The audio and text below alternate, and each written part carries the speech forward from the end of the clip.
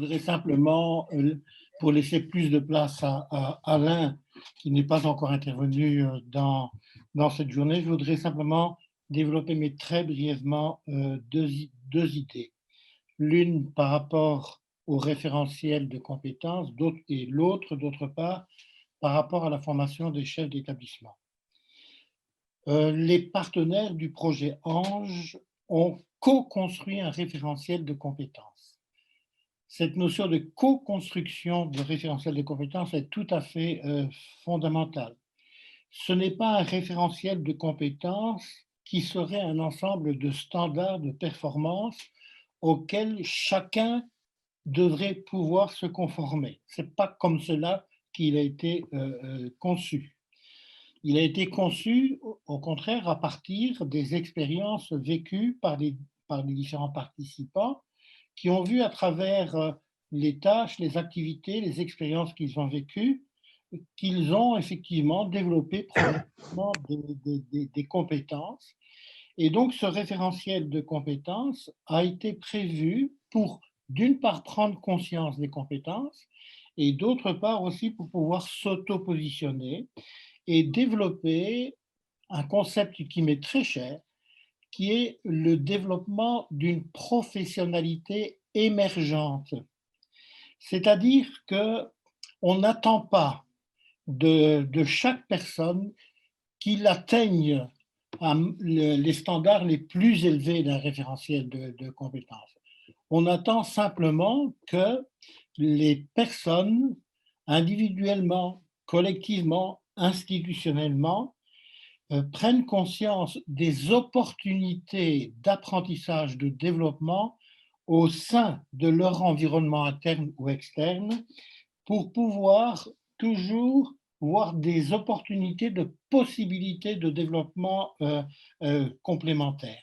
J'aurai l'occasion demain de montrer par un bilan que demain, avec nos partenaires, hein, et non plus avec l'ensemble ici des participants, avec les partenaires du projet Ange, en quoi, sur la base du référentiel, on peut dire qu'il y a eu un progrès entre avant le projet Ange et ici à la fin du projet Ange. La deuxième idée que je voulais développer extrêmement rapidement, c'est sur la formation des chefs d'établissement, qui est une idée très chère au projet Ange.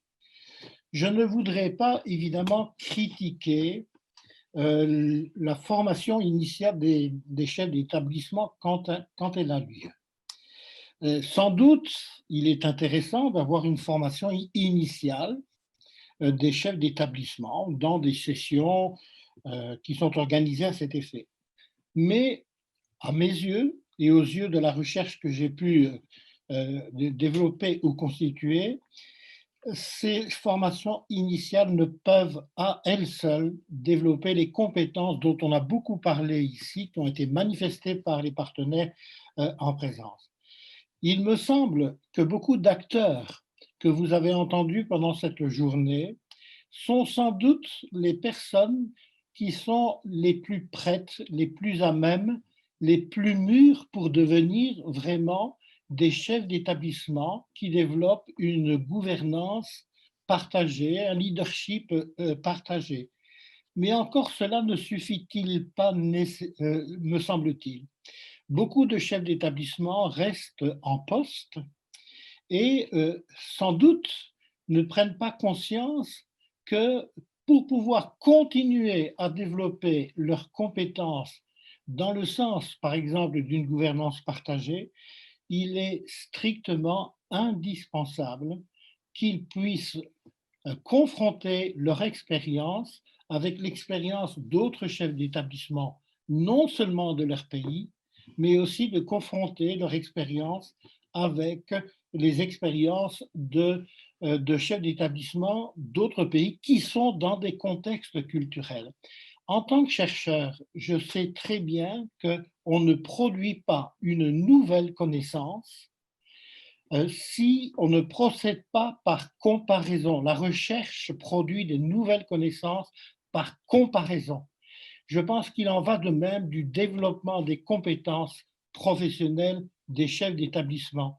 Il est indispensable, à nos yeux Et cette journée me semble le démontrer que la confrontation des expériences des chefs d'établissement aux expériences d'autres chefs d'établissement, surtout qui travaillent dans des contextes différents, est indispensable. Voilà les deux mots que je voulais dire. Et j'attends avec impatience les propos, les commentaires d'Alain Bouvier, qui a toujours beaucoup de choses à nous apprendre.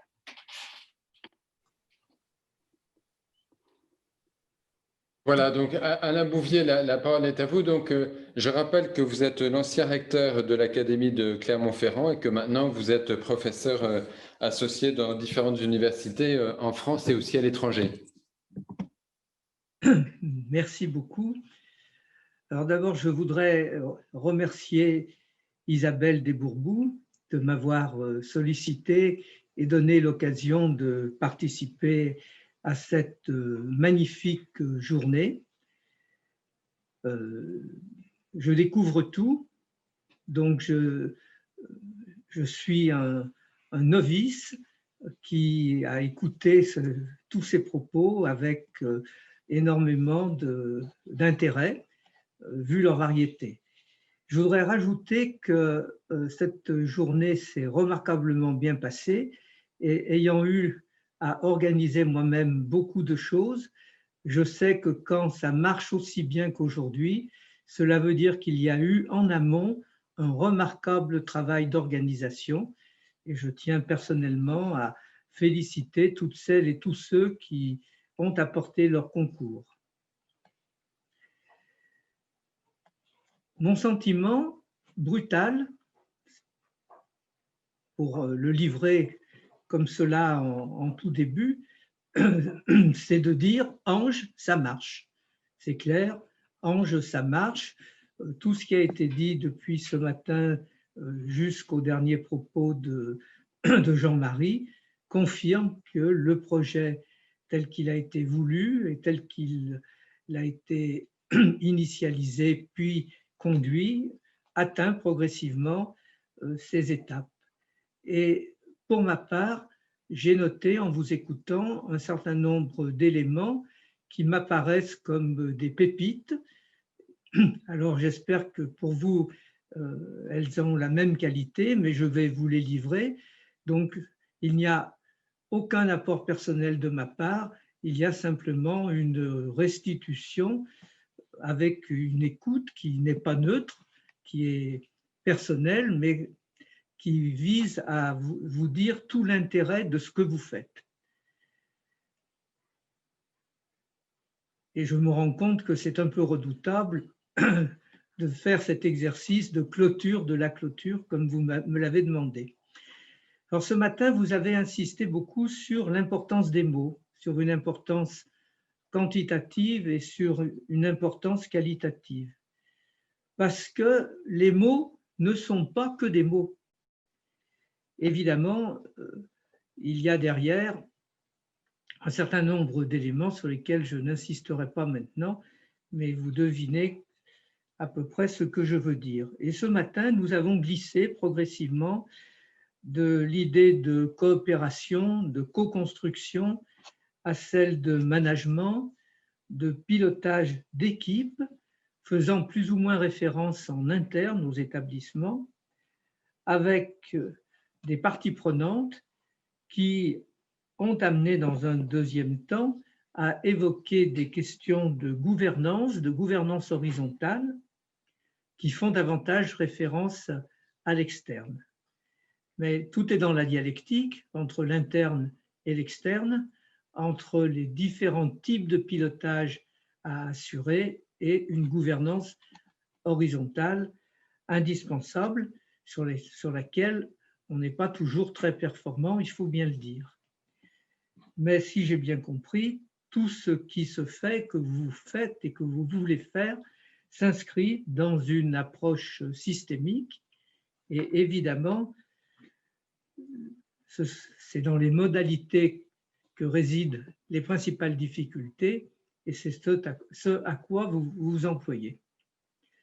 Alors pour cela, vous visez à développer ce que vous appelez de l'intelligence collaborative. J'ai trouvé cette expression extrêmement intéressante, et en particulier la dimension collective du développement professionnel qui est souvent beaucoup trop vue comme un développement professionnel d'individus, alors que visiblement vous avez l'objectif de développer les équipes, les établissements et cet après-midi, le réseau. Vous voulez aller vers différentes formes, différents types de communautés apprenantes. Alors évidemment, pour votre réseau comme pour beaucoup d'établissements dans la majorité des pays, la crise provoquée par la Covid-19 a été en réalité un accélérateur. Et ceux d'entre vous qui étiez prêts, qui pratiquaient déjà un certain nombre de dispositifs plus ou moins hybrides d'enseignement à distance, vous vous êtes trouvés dans une fantastique et remarquable situation d'expérimentation. Ça vous a évidemment obligé encore plus de vous ouvrir sur votre environnement, et ça a été très bien pointé ce matin.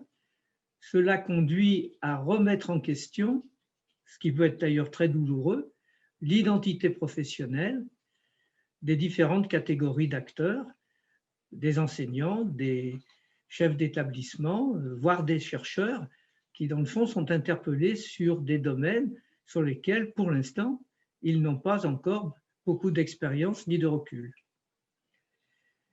Tout cela conduit à des formes de co-responsabilité, et pour ma part, je crois que c'est dans ces formes de co-responsabilité que réside une véritable révolution. Je reviendrai un instant là-dessus dans un moment.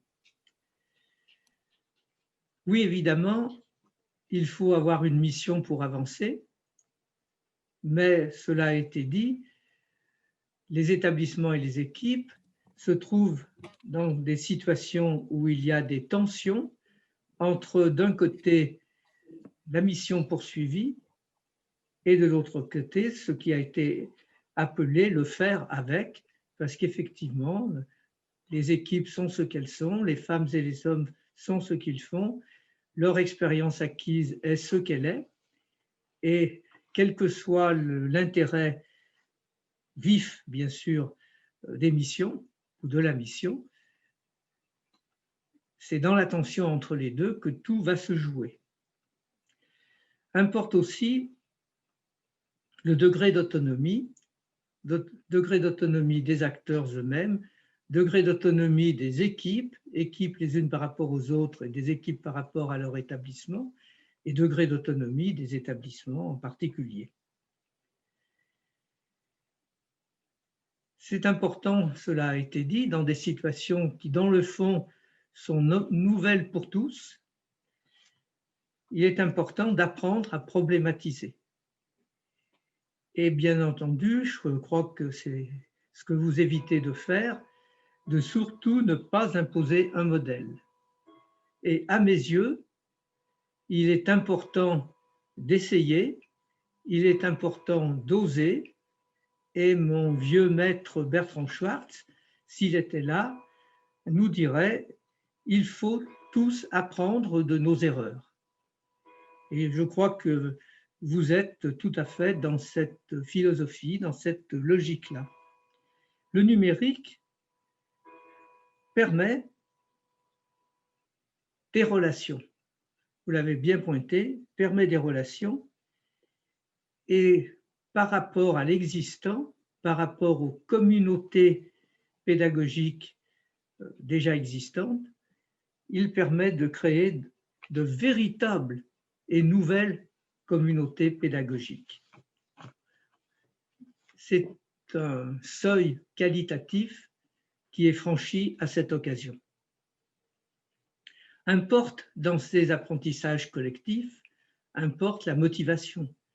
Et tout au long de la journée, dans tout ce que j'ai entendu, la motivation des acteurs était présente. Votre motivation est très forte. Vous avez aussi le souci de croiser les échanges formels, comme nous en faisons souvent, et à mes yeux souvent trop, avec différentes formes d'échanges informels, les uns ne prenant pas la place des autres, mais l'ensemble s'enrichissant.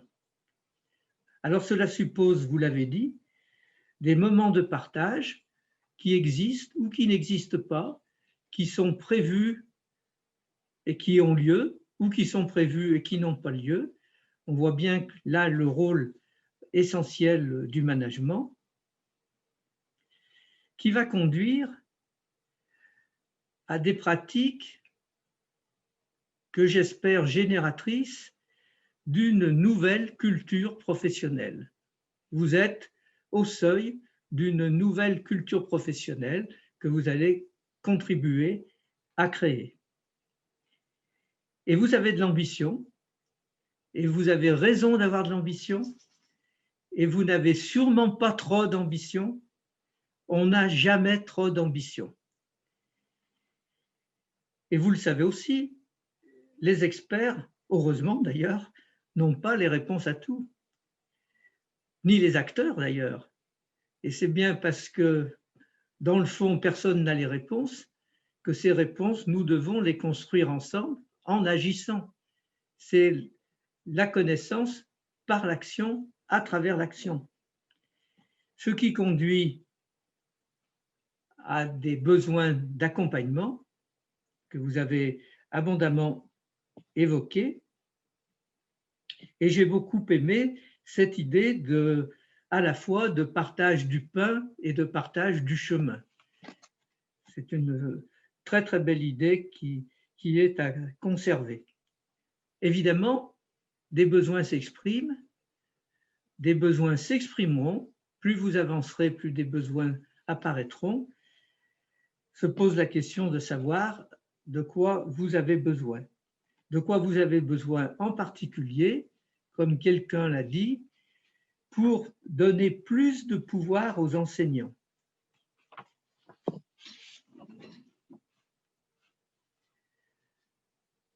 Contrairement à des idées reçues ou un peu naïves, vous avez découvert que la co-intervention n'a rien d'évident. À l'usage même, elle ne fait pas plaisir à tout le monde. Il y a une sorte d'apprentissage ou de découverte nécessaire de la co-intervention. Et il y a un besoin d'oxygéner, j'ai trouvé l'expression intéressante, pour avoir des représentations culturelles dans le milieu enseignant qui seraient un peu distinctes de celles que nous avons héritées du XIXe siècle, dans lequel nous ne sommes plus depuis un certain temps. Et je crois que, comme cela a été dit cet après-midi, même s'il l'est déjà un peu, nous devons veiller à rendre le travail plus solidaire et moins solitaire, même s'il n'est pas toujours profondément solitaire, mais il pourrait l'être encore moins. Il y a besoin d'apprendre à travailler ensemble. Parce que travailler ensemble, évidemment, ça apporte un grand plaisir humain et un grand plaisir intellectuel, mais cela demande un effort. Cela demande un effort qui peut rebuter certains, au moins dans un premier temps. Et donc, il y a besoin d'apprendre à travailler ensemble. Et cette idée qui a été émise d'aller vers une organisation doublement apprenante me semble un bel objectif. Et dans un instant, je dirais qu'on peut aller encore plus loin. Alors cet après-midi, vous avez présenté et énormément insisté sur la plus-value que ce projet apporte à chacun des groupes, à chacune des entités sur le terrain.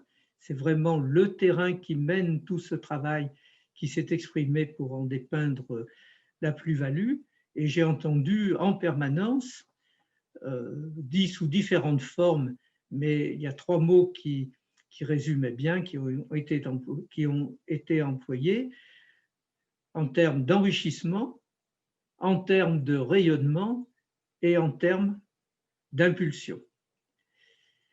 Et pour terminer, j'évoquerai ce que Isabelle a présenté autour de son idée de réseau apprenant.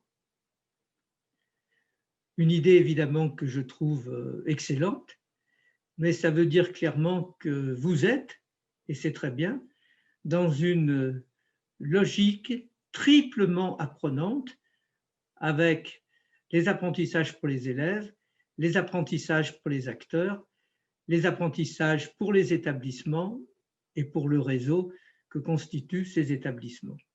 Alors, je vous encourage à poursuivre ce que vous faites et j'espère bientôt que j'aurai des informations sur vos nouvelles réalisations. Merci de m'avoir accueilli toute la journée.